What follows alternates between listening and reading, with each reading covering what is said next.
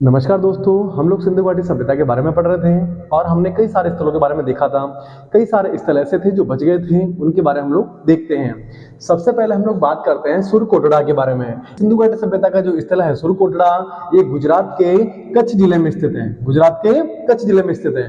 कई बार पूछा जाता है कि सुरकोटड़ा जो स्थल है सिंधु घाटी सभ्यता का, ये गुजरात के किस जगह पर स्थित है? ये है कच्छ जिले में। कौन जिले में है? कच्छ जिले के अंदर।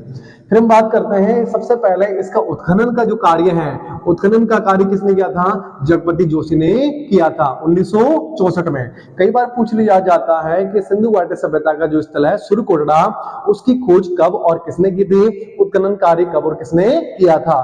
तो आपको याद रखना है 1964 में किया गया था जगपति जोशी के द्वारा। आखिरकार इस स्थल की विशेषता क्या है? इस स्थल की विशेषता यह है कि आज जिस प्रकार से हमें बड़े बड़े शॉपिंग कॉम्प्लेक्स देखने को मिलते हैं, मॉल देखने को मिलते हैं, उसी प्रकार से यहाँ पर भी हमें एक शॉपिंग कॉम्प्लेक्स देखने को मिला है। क्वेश्चन घुमा के ऐसे दिया जाता है कि सिंधु घाटी सभ्यता के किस स्थल से हमें शॉपिंग कॉम्प्लेक्स के साक्ष्य देखने को मिलते हैं? तो आपको क्या बताना है? आपको बताना है सुरकोटड़ा के बारे में। आखिरकार फिर आगे हम लोग चलते हैं तो यहाँ पर घोड़े की अस्थियों के भी प्रमाण हमें देखने को मिले हैं। या तो घोड़े की अस्थियों के प्रमाण हमें रणगुंडे से देखने को मिले हैं, या फिर हमें जो देखने को मिले हैं सुरकोटड़ा से मिले हैं। आखिरकार इस स्थल के विनाश की हम लोग बात करते हैं कि इस स्थल का जो विनाश रहा होगा वो किस प्रकार से हुआ होगा? इस स्थल का विनाश भूकंप से मानते हैं। किससे मानते हैं? भूकंप से मानते हैं।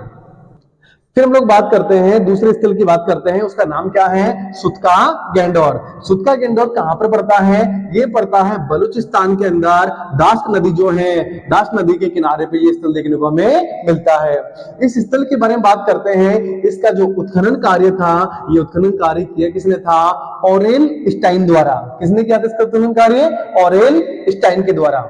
आखिरकार हम लोग बात करते हैं, ये स्थल हमारे लिए क्यों महत्वपूर्ण है? ये स्थल हमारे लिए इसलिए महत्वपूर्ण है क्योंकि यहाँ पर दुर्ग का एक साक्ष्य मिला है, और जो दुर्ग है वो एक प्राकृतिक चट्टान पर हमें देखने को मिला है। मतलब पहाड़ की एक चोटी है जो प्राकृतिक है, उस चट्टान के ऊपर हमें ये दुर्ग देखने को मिला ही मिला है।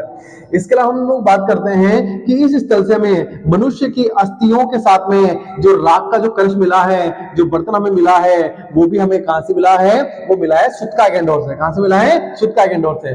कई बार पूछा जाता है कि मनुष्य के अस्थि पंजरों का जो भरा हुआ जो मटका है, जो राख से भरा हुआ जो मटका है, वो हमें कहां से मिला है?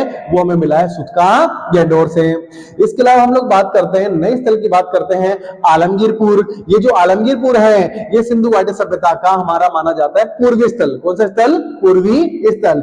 इस पूर्वी स्थल की बात करते हैं तो उत्तर प्रदेश के मेरठ जिले में स्थित है, और किस नदी के किनारे स्थित है? ये है हिंडन नदी के किनारे। किस नदी के किनारे? हिंडन नदी के किनारे।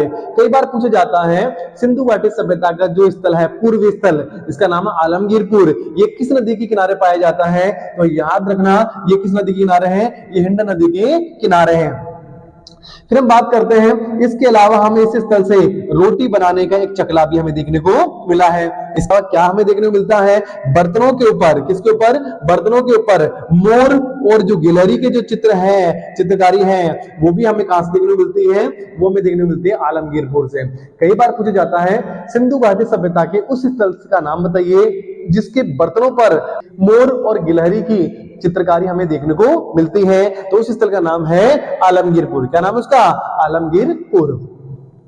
फिर हम बात करते हैं, कई सारे अन्य स्थलों की तरह है हमारा रंगपुर की हम लोग बात करते हैं। फिर हम बात करते हैं जो रंगपुर स्थल है, रंगपुर स्थल कहां पड़ता है? गुजरात के अंदर काठियावाड़ जिला है, और काठियावाड़ जिले के अंदर मादर नदी है, और मादर नदी के किनारे पर ही स्थित है कौन सा स्थल? रंगपुर।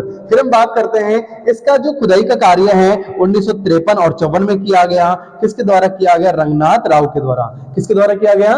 रंगनाथ राव के द्वारा किया गया। कौन से स्थल की खोज? फिर हम बात करते हैं रंगपुर की खोज। इसके अलावा यहाँ पर हमें धान की भूसी के भी साक्ष्य देखने को मिले हैं। जो धान की भूसी है, जो बचा हुआ चारा है, उस प्रकार को हमें देखने को मिला है किस स्थल से? रंगपुर से।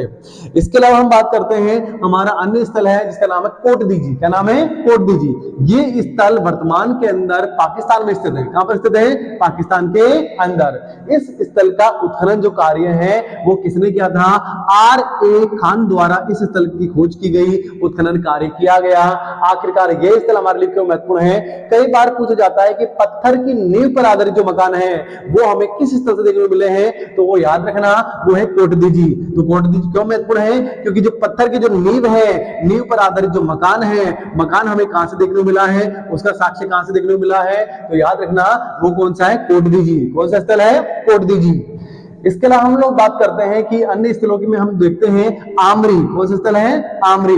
आमरी की खुदाई की बात करते हैं तो 1929 के अंदर इसकी खुदाई की गई। किसके द्वारा, एन.जी. मजूमदार के द्वारा इसकी खुदाई की गई। आखिरकार ये स्थल हमारे लिए क्यों महत्वपूर्ण है, क्योंकि बारहसिंगे के प्रमाण हमें आज देखने को मिले हैं। जो बारहसिंगा है, जो जानवर है, जंगली जानवर है, उसका जो प्रमाण है हमें किस स्थल से देखने को मिलता है, आमरी से। तो पूछा गया बारहसिंगा जो जानवर था उसका प्रमाण हमें किस स्थल से देखने को मिलता है, तो उसका नाम क्या है, आमरी। इसके अलावा हम लोग बात करते हैं कुणाल की बात करते हैं। कुणाल भी एक स्थल है और ये स्थल कहां पर है, हरियाणा के हिसार जिले में। कहां पर है, हरियाणा के हिसार जिले में स्थित है। कौन सा स्थल, कुणाल स्थल। और ये किस नदी पर स्थित है, ये है सरस्वती नदी के किनारे। सरस्वती नदी के किनारे कौन सा स्थल हमें देखने को मिलता है, तो वो है कुणाल। और ये क्यों महत्वपूर्ण है, क्योंकि यहां से हमें चांदी के 2 मुकुट हमें देखने को मिले हैं। कई बार पूछ लिया जाता है सिंधु घाटी सभ्यता के किस स्थल से हमें चांदी के 2 मुकुट दिखाई देखने को मिलते हैं।